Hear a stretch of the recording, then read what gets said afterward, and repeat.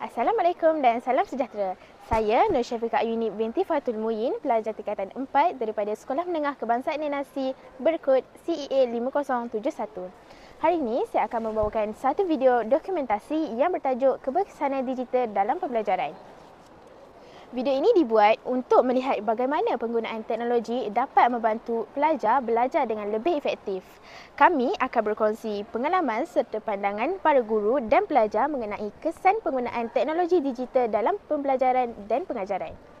Dalam dokumentasi ini, saya akan memperkenalkan seorang guru yang berpengalaman iaitu Cikgu Najwa. Cikgu Najwa akan berkongsi pendapat dan pengalaman Cikgu Najwa tentang keberkesanan kaedah ini dalam meningkatkan pemahaman serta minat pelajar terhadap pembelajaran. Jom kita saksikan.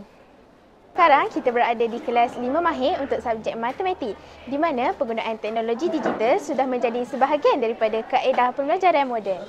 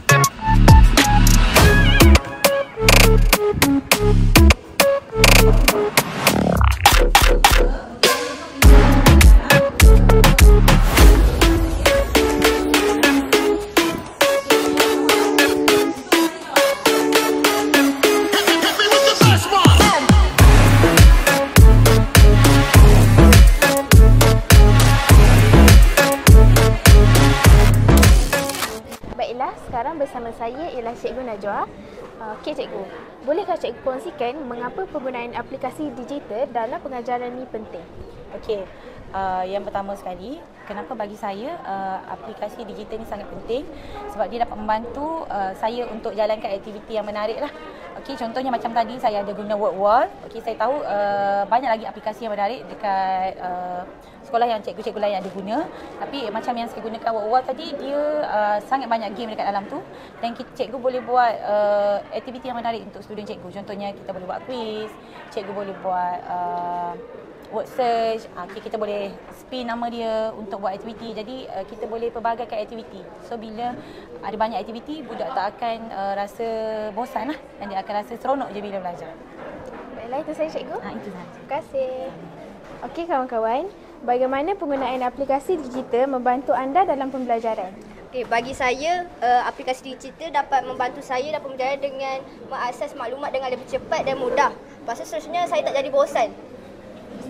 Bagi saya pula, pembelajaran menggunakan digital ni dapat menjimatkan masa. Seterusnya kita dapat mencari maklumat dengan tepat. Saya pula dengan menggunakan aplikasi, kita dapat mengakses maklumat di mana sahaja, di rumah, dalam kereta ataupun ketika tengah jalan sesak pun kita boleh still dapat maklumat dengan cepat. Semuanya di hujung jari. Pembelajaran jadi menarik, tertarik dan interesting. Sekian, terima kasih. Bye.